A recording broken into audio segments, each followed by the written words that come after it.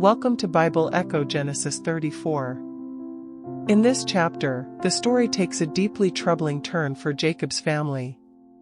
Jacob's daughter, Dinah, who was born to Leah, went out one day to meet the young women of the land.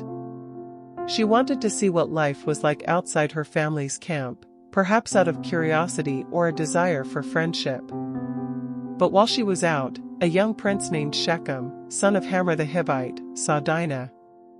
His interest quickly turned into obsession. He took her by force and then claimed to love her, wanting her as his wife. Shechem's father, Hamor, soon came to Jacob to speak about arranging a marriage between Shechem and Dinah. Meanwhile, Jacob's sons, Dinah's brothers, had just returned from working in the fields. When they heard what had happened, they were shocked and deeply angry. Such a thing, they believed, should never have happened in Israel. Still, Hamor and Shechem pleaded with Jacob and his sons. They offered peace and unity between their families. Hamor proposed intermarriage and promised trade, friendship, and shared land. Shechem even offered to pay any dowry they demanded, no matter how great, if only he could marry Dinah.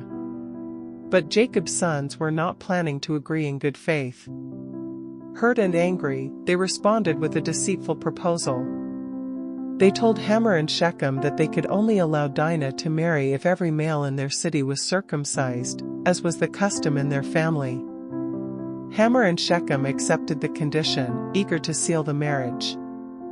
They returned to their city and persuaded all the men to undergo the procedure, saying it would bring wealth, unity, and peace with Jacob's family.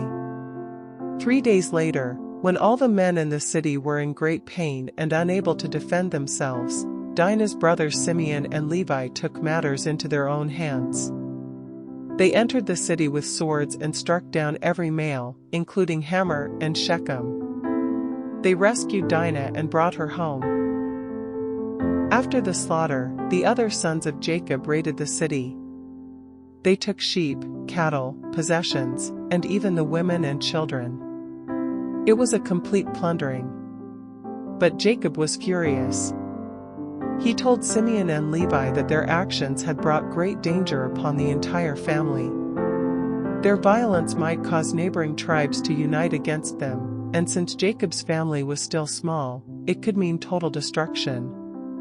But Simeon and Levi stood by their actions. They asked their father, "Should he treat our sister like a harlot?" Their response made it clear, they felt honor had to be defended, no matter the cost.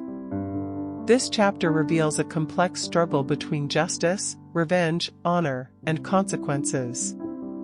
While Dinah's violation stirred righteous anger, the response of her brothers brought bloodshed and left Jacob deeply troubled.